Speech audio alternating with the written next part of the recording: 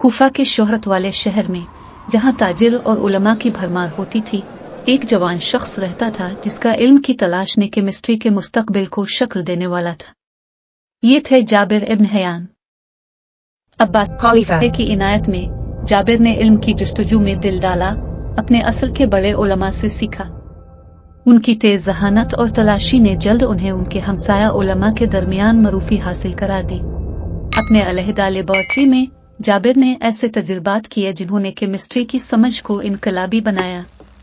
उन्होंने यकीन किया कि मुहक्कक नज़र और तजुर्बा से तब्दीली के राज़त आश्कार हो सकते हैं। जाबिर इब्न हयान के असरात उनके उम्र के बाद भी जारी रहे। इनकी तहरीरात, जो जाबरी कॉर्पस के नाम से जानी जाती हैं, मुख्तलिफ मौज़ूआत पर मुश्तमिल थी। इनमें केमिस्ट्री, कीमिया, तिब, फ़लसफ़ा वगैरह शामिल हैं, जिन्होंने आने वाले दौर के उलमा और फ़िलासफ़ा के लिए बुनियाद रखी। जाबिर बिन हयान ने केमिस्ट्री के मैदान में बेहतरीन तहक़ीक़ात की और उनकी मुख्तलिफ तसानीफ़ में उनके इल्मी अंजामात और नज़रियात का जिक्र है। उन्होंने जुर्म के नज़्म, मदनियात और मुरक्कबात के मैदान में अहम तजुर्बात किए, जिन्होंने उन कीमियाई उलूम के मैदान में नई राहें खोलें। उनकी बहुत सारी कामयाबियों में से एक जाबिर का सल्फ्यूरिक एसिड के इख्तिरा को उनकी जिदोजहद और नौज़माना रूह की शहादत है। उन्होंने विट्रूल आयरन सल्फेट और कुदरती मवाद को पक्का कर मजबूत पानी का अलकसीर पैदा किया। जाबिर का सल्फ्यूरिक एसिड का इख्तिरा केमिस्ट्री में एक अहम तरक्की का निशान है, जो ऐसे एसिडों और उनके अम्लों के मुताले की बुनियाद रखता है, जो कीमियाई साइंस का एक बुनियादी रुकन है।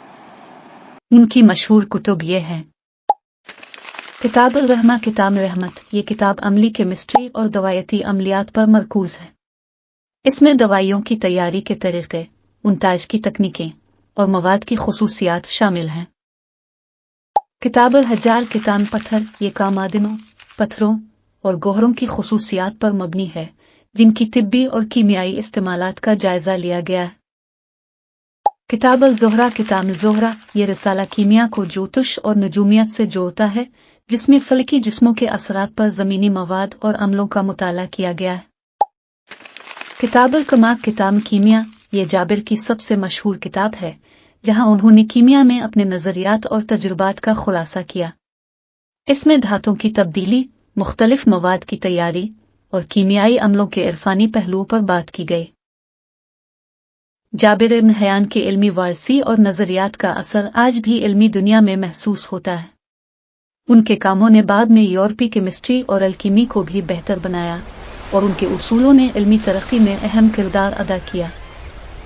आज भी जाबिर इब्न हयान को इल्मी दुनिया में एक मामूली शख्सियत से बेहतरीन कीमियागिरों और तजर्बाकारों के तौर पर याद किया जाता है और उनके इल्मी वारसी को कदर दी जाती है।